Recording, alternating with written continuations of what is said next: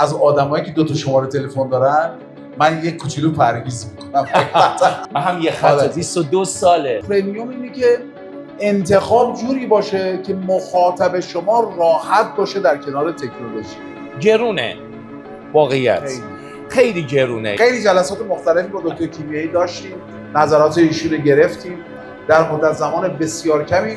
با این طریقت حضور آقای دکتر کیمیایی و دوستان عزیزم در مارکتینگ تونستیم واقعا یه تعداد زیاده و خوشبختانه شروع شد به تحویل دادن و توی بازار. موضوع فقط پول نیست. ما خیلی از شرکت دولتی و خصوصی دیگه داریم که پول زیاد دارن ولی تو لانچ محصول کم میذارن. شما صادقانه خوب گوش دادید. شخص پول داره گوش نمیده. برای آموزش ما بسیار زیادم هزینه میکنیم. ما میگیم تمدن یعنی تو کسب و کار هجرت و رجعت، یعنی بریم برگردیم، بریم بیاریم.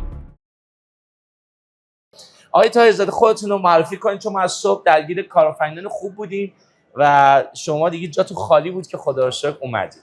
ما در خدمتتونیم. بله، عرض سلام دارم خدمت همگی دوستان عزیز. من حمیدرضا طاهری‌زاده هستم، سهامدار تقریبا 90% شرکت سبا فولاد زاگرس که ابتدا دقیقاً کارم در ایران با همین شرکت سبا فولاد زاگرس شروع کردم. البته دکتر کمتر ما با هم صحبت سر سبا فولاد زاگرس کردیم. بله. دوست دارم یه توضیح مختصری دقیقاً خیلی خوبه راجع به سبا فولاد زاگرس عرضم به حضورتون که من 25 سال یا 27 سال پیش که وقتی از فرانسه دقیقاً برگشتم به کشور بعد از 15 سال اقامت دائم دقیقاً در اونجا برگشتم به کشور با مجموعه فولادی. از اونجایی که کار کامدیتی خیلی دوست داشتم و در فرانسه هم اتفاقا کار کامدیتی خیلی میکردم، تو بحث روغنهای خام دقیقاً انجام میدادم.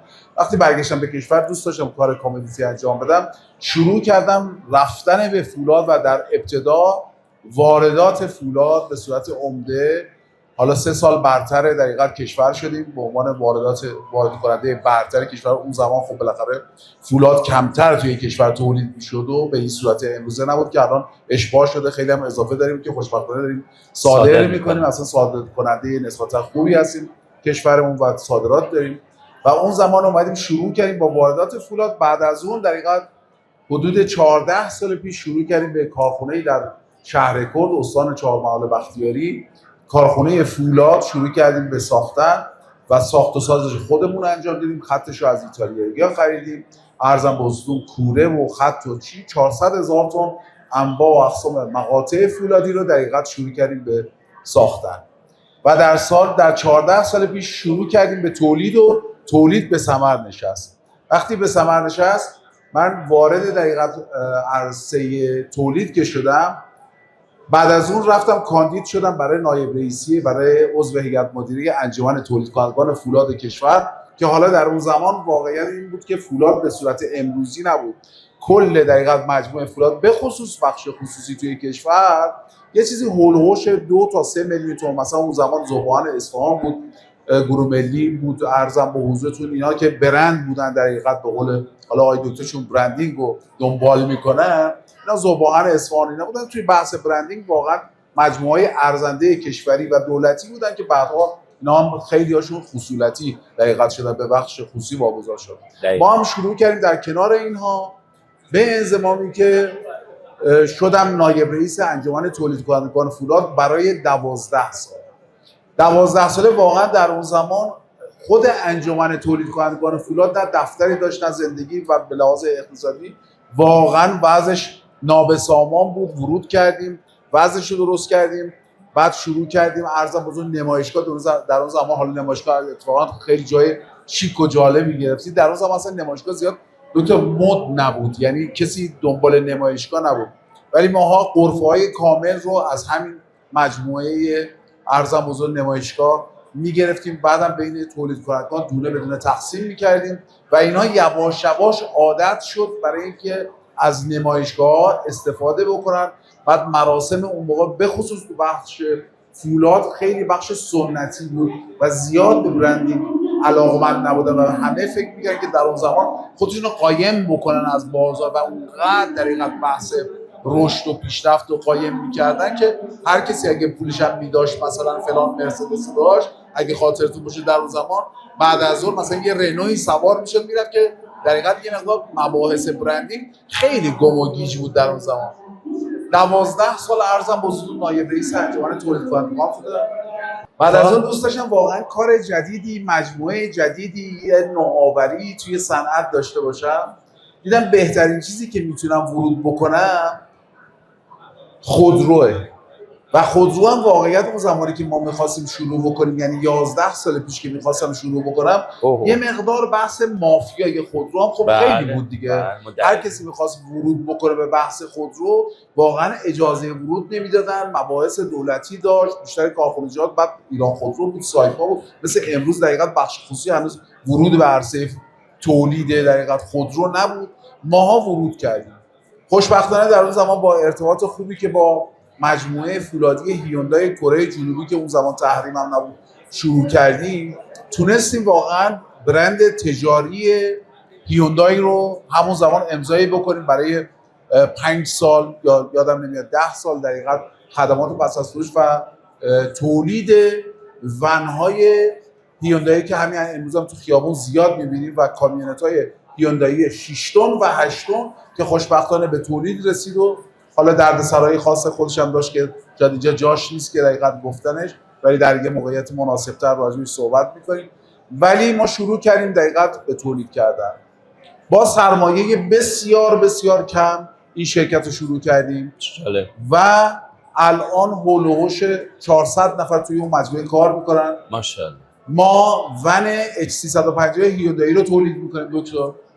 یک مدل 6 تن 8 تن کامیونت رو در همینجا داریم تولید می‌کنیم و اخیراً ورود کردیم به تولید اتوبوس‌های 27 نفره، 44 نفره و 55 نفره.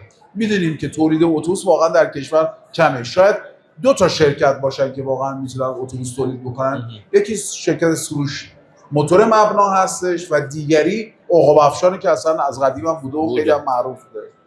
ما امضای قراردادی تو همین شرایط تحریمی کردیم با ایویکو ایتالیا کردیم.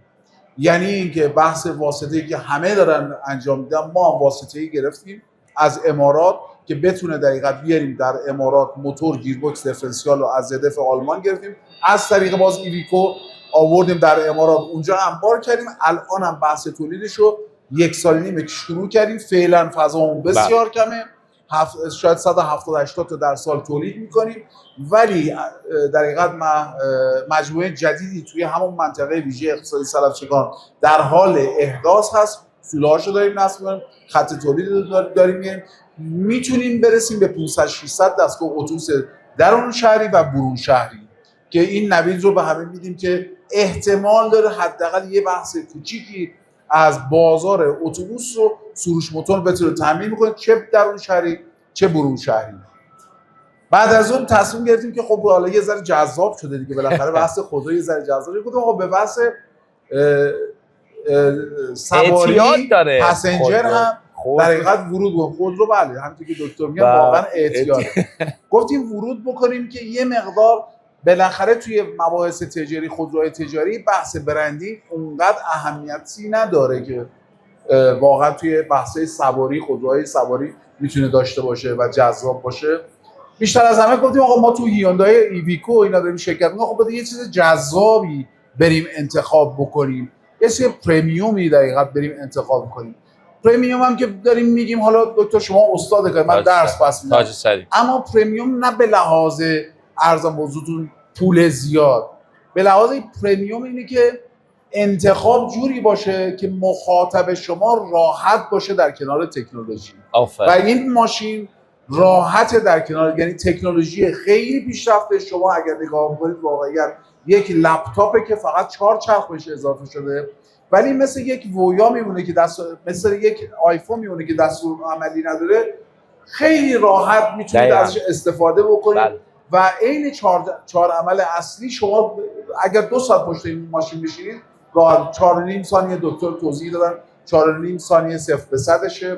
ارزم به حضورتون این ماشین خوبی که داره کامل با برق را میره، فقط یک موتوری که به چرخ‌ها هیچ ارتباطی نداره میتونه نقش شارژ باتری این خودرو رو دقیقاً در بر داشته باشه که خب خوشبختانه استقبال بسیار زیادی هم شد.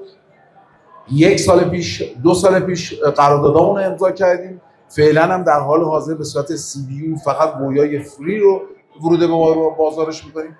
بعد از اون ارزم به حضورتون لاین وویا واقعا خانواده وویا طوری تکمیل هست که ما میتونیم ورود بکنیم به یک سدان خیلی خوب مثل پشن که از گروه وویا هست، MPV باز ون 7 نفره است که بازم از گروه وویا هست و یک آفرودی بسیار خاصی داره که 1000 اسب بخار اون آفرودی که یه چیزیه که خیلی هم تو دنیا معروف شده به نام ام هیرو که بعد از اون برای وارد، یعنی که خط کاملمون رو ما برندهای دیگه‌ای هم بود که بگیریم، ولی واقعیت دکتر این بود که ما لاین به این کاملی رو اصلا نداشتیم توی هیچ کدوم از خودروها و به این شیکی و به این دقیقاً در خور حال سروش موتور که بتونه معروف بشه. خب آیه دوست عزیزمون آیه همکارم آیه کیارش افشاریان که حالا معرف حضورتون هستن، ایشون مباحث برندینگ رو بسیار عالی جلو بردن. در حقیقت این فیلمی که می‌بینیم این در حقیقت ساخته خود سروش موتور. خیلی ها گفتن آقا بیاید در امارات درست کنیم. چی خودش قرار برداره. آره. موسیقیش خوبه. اتفاقا خیلی هم عالی. موسیقیش رو ببینیم اگه بذاریم موسیقیش هم خیلی قشنگه. اینو در جزیره کیش در حقیقت دوستان درست کردن، آهنگ مخصوص وویا هستن درست کردیم. اتفاقا هم که دکتر میگن در راستای صحبت و تایید حرف شما، ما رفتیم در چین، الان صحبتمو قطع می‌کنم که موزیک هم بذارید. رفتیم در چین، اتفاقا کنفرانس بزرگ دانگفنگ موتور بود، رفتیم در اونجا تمام اتاقای میتینگ رومشون کارگاه‌های مختلفی که داشتن همین موزیکا. دقیقاً. اگر دارید موزیکو بذارید با هم دیگه خیلی ممنون میشم.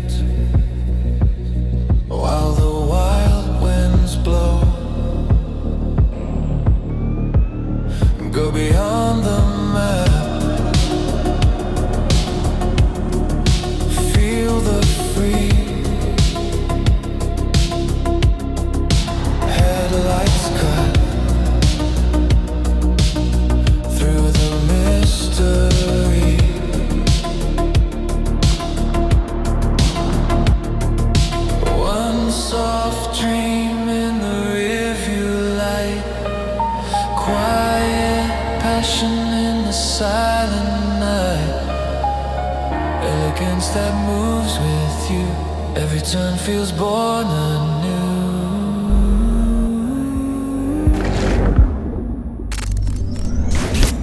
Elegance that moves with you, every turn feels born anew. Voya, voya, feel the free. Voya, voya, ride with me. Voya, voya, stay with me. Voya,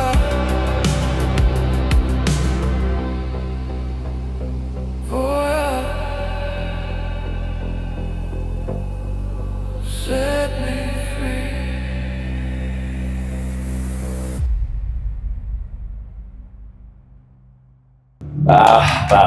به خب مرسی. بله عالی. افتخار شما عزیزیم، به افتخار آقای طاهری‌زاده عزیز. همه عزیزان واقعا زحمت کشیده شد در این پروژه و موضوع لانچ محصول موضوع بسیار مهمیه و حالا نمیخوام بگم تو 4 ساعت 200 خودرو فروخته شد، نه میگفتم دیگه با ببینید بحث این بود که من واقعا بعد نمیذاشتیم بفروشید. آره بحث این بود که من واقعا 2000 تا میفروختن الان. بحث این بود که من اون شب اتفاقا بهترینا رو انتخاب کردم.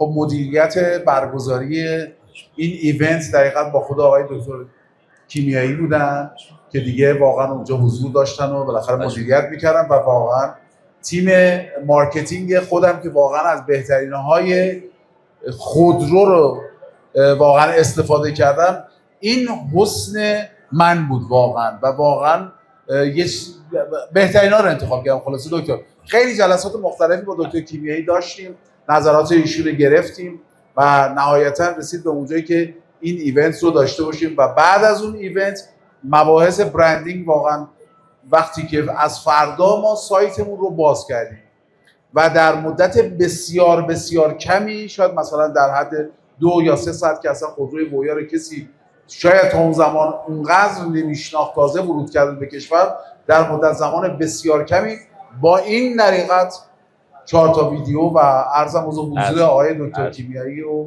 دوستان عزیزم در مارکتینگ تونستیم واقعا یه تعداد زیاده و خوشبختانه شروع شد به تحویل دادن و توی بازار. رو الان تفاوتی که بازار با قیمت‌های شرکتی داره بسیار زیاده که الان خیلی از دوستان اومدن برای سرمایه گذاری که ما حالا دوست داریم بیشتر به دست مصرف کننده برسه، چون مقدارش دقیقاً بی‌نهایت نیست. ممنون از حسن توجه همه عزیزان و دوستان. الهی من قربونتون برم. یه دست خوب بزنید که اینقدر حس خوب حضور دارن. دم شما گرم. مرسی هستی. خب من یه خورده سوال شخصی هم دارم. ببینید اولا خب حضور تیم به این سبک و سیاق گرونه. واقعیت خیلی گرونه. یعنی من در جریانم فقط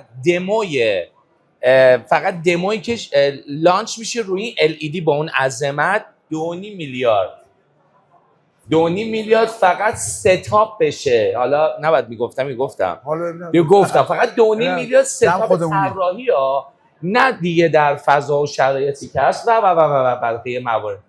موضوع فقط پول نیست. ما خیلی از شرکت دولتی و خصوصی دیگه داریم که پول زیاد دارن ولی تو لانچ محصول کم میذارن، درست عمل نمیکنن، تصمیم صحیح نمیگیرن و تو مسیر نیستن، اصلا گوش نمیدن.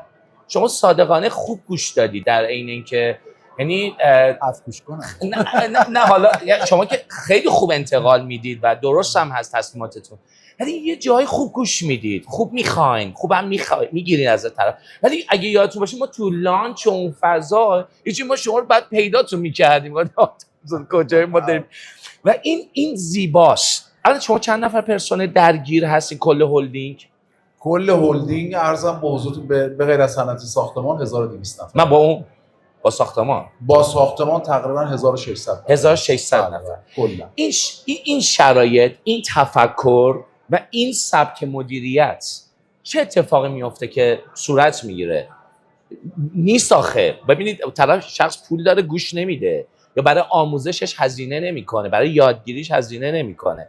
چه اتفاقی میفته که شما این اول از اینکه تو مجموعه واقعیت بگم برای آموزش ما بسیار زیادم هزینه میکنیم، اما مهمتر از همه اینه که به تیمت اعتماد بکنی دکتر.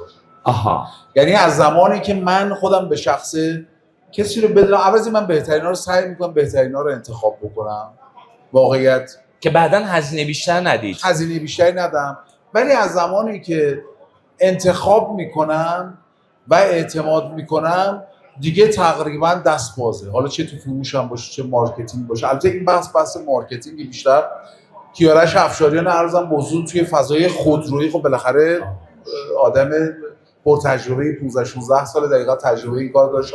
حالا شاید زیادم نگم من دستم در بیارم ببرن، ولی خب ولی آدم پرتجربه از زمانی که من متوجه شدم، بعد از زمانی که متوجه شدم دوست کار ازش دادم دیگه واقعا به تیمش اعتماد کردم و رفتیم جلو و خیلی هم برای خود سیستم برندینگ اصلا سروش موتور بیشتر از همه بولد شد واقعا توی این فضا. بعدم که خب بالاخره قصد واقعا بولد کردن فضا برای وویا و ارزم حضور ماشینای بعدی بود که بسیار هم موفق بود. پس هر چقدر هزینه کنیم برای آموزش برندینگ، ولی برندینگ هوشمندانه با تیم حرفه‌ای کمه. هزینه هوشمندانه دیگه، هزینه نمیشه هزینه زیادی هم کرد، ولی هزینه باید هوشمند بودجه بندی بکنید نسبت به خودروهایی که دقیقاً وارد می‌خواید بکنید. چند تعداد امسال هدف چیه، 1000 تا 2000 تا 5000 دستگاه، بعدم نسبت به اون یه بودجه تعیین می‌کنه بچه‌ای فلان و با کمپین می‌گیریم. یعنی یه کمپین قدرتمند که ترکیب 70 فکر کنم 30 بود نه 70% غیر مستقیم، 30 مستقیم.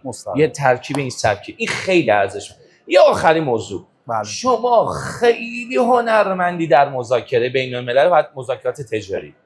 کار اصلی من هم آره شما کار شما اینه. کار من و هد سیستمی در مذاکره و ساختارهای مدیریتی دوستان هست و تجربتون رو چون خوب نفوذ میکنیم به ذهن آدم ها تو مذاکرات سنگین با عدد و رقم بالا، چون من درگیر هستم میدونم.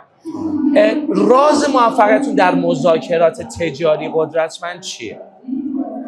من فکر کنم بزرگترین راز که دیگه همم دارن، همم میدونی واقعا صداقت بالاترین چیزی که توی بحث مذاکرات. اگر با طرف خارجی، من اتفاقا فکر میکنم که اگر با طرف خارجی با صداقت کامل صحبت بکنی و مرتب در جریانش بذاری، هیچ مشکلی پیش نمیاد. و با شرکت‌های بزرگ کار می‌کنم. واقعیت اینه که من تا به امروز با شرکت‌های بزرگ وقتی کار کردم موفق بودم. با شرکت‌های کوچیک با این شرایط تحریمی که ما داریم و پولای نقد به اونها در حقیقت باید حتما ارسال بشه، ریسک‌های خاص خودش رو هم داره. چون ما اصلا LC نداریم در حال حاضر. پس شما بازدید با آدم‌های قدرتمند ساده‌تره و زیرساختش یک صداقت، دو همواره شفاف بودن و در ارتباط بودن. استمرار در کار دیگه. استمرار. اتفاقا یکی از مباحثی که دقیقاً چند وقت پیش از شما دقیقاً استمرار در کار بودن، حضور در بازار. به قول معروف آقا هر روز صبح به صبح 8 من نشسته باشم رو صندلی مسئولیت. جالبه، یعنی همون صحبت که آقای نادر رفتاری عزیز کرد، هم صحبت که آقای بهروز فروتن کرد، آقای مسلم کرد، هر کدوم از دوستان. من 35 سال همواره دارم کار میکنم و همه همون شماره تلفن رو دارم و همه میتونن به همون شماره. از آدمایی که 2 تا شماره تلفن دارن من یک کوچولو پرهیز میکنم. پس نتورک خیلی مهمه. آره حتما این شماره تلفنی که در حقیقت داریم اینو حفظ بکنیم. اصلا این یه برند. من هم یه خط 22 ساله به نام خواهرم بود، مونام بود. الان ما اینجا چه خوبه اونایی که 2-3 تا دارن خلاصه یه مقدار. آره بترسیم ازشون. نمیگم بترسیم، حالا شاید دلیلم داره، دیتا داره، اون یکی چی داره، ولی من خودم به همکارام همیشه میگم آقا یک خط تلفن مدت زمان است. یه نکته هم که شما شاید بهش توجه یعنی عادیه براتون ولی بسیار مهمه برای موفقیتتون، موضوع تمدنه. ما میگیم تمدن یعنی تو کسب و کار هجرت و رجعت، یعنی بریم برگردیم، بریم بیاریم. شما آموزشی که در فرانسه داشتید، یادگیری که تو اون سطح داشتید، روی عملکردتون در ایران، روی تصمیم گیری های استراتژیکتون خیلی تاثیرگذار بوده. پسرتونم که الان دقیقاً چون اون سمته و چون شما چند زبان بلدید، به خاطر همین کمک میکنید. وقتی میگیم زبان بلدی یعنی شما 2 نفرید و این تسلط شما به بین الملل، رفت و آمد و یادگیری از آدم‌های قدرتمند رو سرعت رشدتون تاثیرگذاره. 100% قطعاً. من به نظرم هر یک نفری که یک زبان اضافه بلد باشه یعنی یک فرهنگ، یک کالچر جداگونه در حقیقت بلده. اگر یک دونه زبان، اینی که رو زبان واقعا با تکیه کنه. من خودم زبان فرانسه بالاخره اونجا درس خوندم، زبان فرانسه دقیقاً خوندم.